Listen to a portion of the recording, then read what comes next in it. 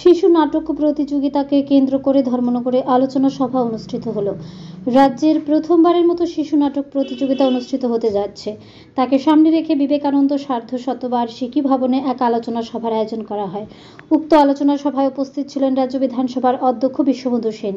উপস্থিত ছিলেন তথ্য ও সংস্কৃতি দপ্তরের জেলা যুগ্ম অধিকর্তা রিপন চাকমা, সাংস্কৃতিক কমিটির চেয়ারম্যান সমর চক্রবর্তী সহ বিভিন্ন বিদ্যালয়ের প্রধান শিক্ষক, বিভিন্ন নাট্য সংস্থা এবং ধর্মনগরের প্রতিটি ক্লাবের প্রতিনিধিরা।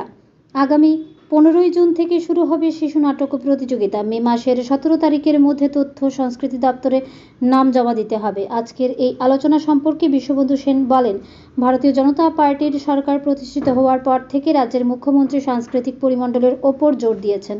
শিশুদের মনের বিকাশের জন্য এবছর থেকে শুরু হতে যাচ্ছে শিশু নাটক প্রতিযোগিতা। তথ্য ও সংস্কৃতি দপ্তর এবং শিক্ষা দপ্তরের যৌথ উদ্যোগে এই শিশু নাটক প্রতিযোগিতা অনুষ্ঠিত হবে বলে জানান বিশ্ববন্ধু সেন। ধর্মনগর থেকে নিজস্ব প্রতিনিধির রিপোর্ট, আরই ধর্মনগর। আমাদের ভারতীয় জনতা পার্টির জোট সরকার প্রতিষ্ঠিত হওয়ার পর থেকে আমাদের প্রফেসর ডক্টর মানিক সাহাজি সাংস্কৃতিক পরিমণ্ডলের উপরে গভীরভাবে জোর দিয়েছেন।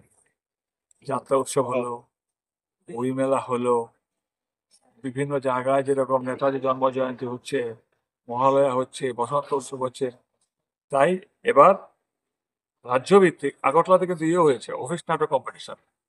রাজ্যভিত্তিক এবার স্থির করে দিলেন আইসিএটি ডিপার্টমেন্ট এবং শিক্ষা দপ্তর মিলে, এডুকেশন ডিপার্টমেন্ট মিলে রাজ্যভিত্তিক একটা শিশু নাটক প্রতিযোগিতা হবে।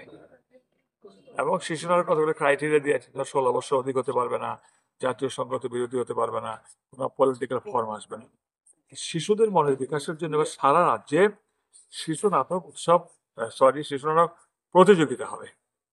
সেই প্রতিযোগিতা কেন্দ্র করে আজকে আমরা আমাদের যিনি সংস্কৃতির ডিস্ট্রিক্ট চেয়ারম্যান সৌরভকে নিয়ে আলোচনা করলাম।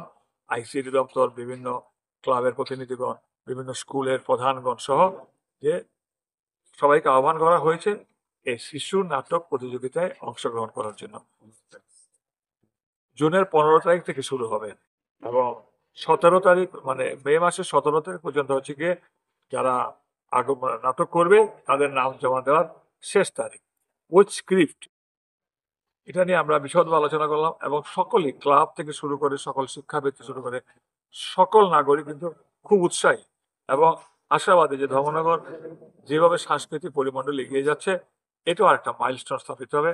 ঠিক এই মুহূর্তে আমি আমাদের মাননীয় একজন ডাক্তার মুখ্যমন্ত্রী, যিনি সংস্কৃতি প্রেমীও, প্রফেসর ডক্টর মানিক সাহাজিকে ধন্যবাদ জানাই।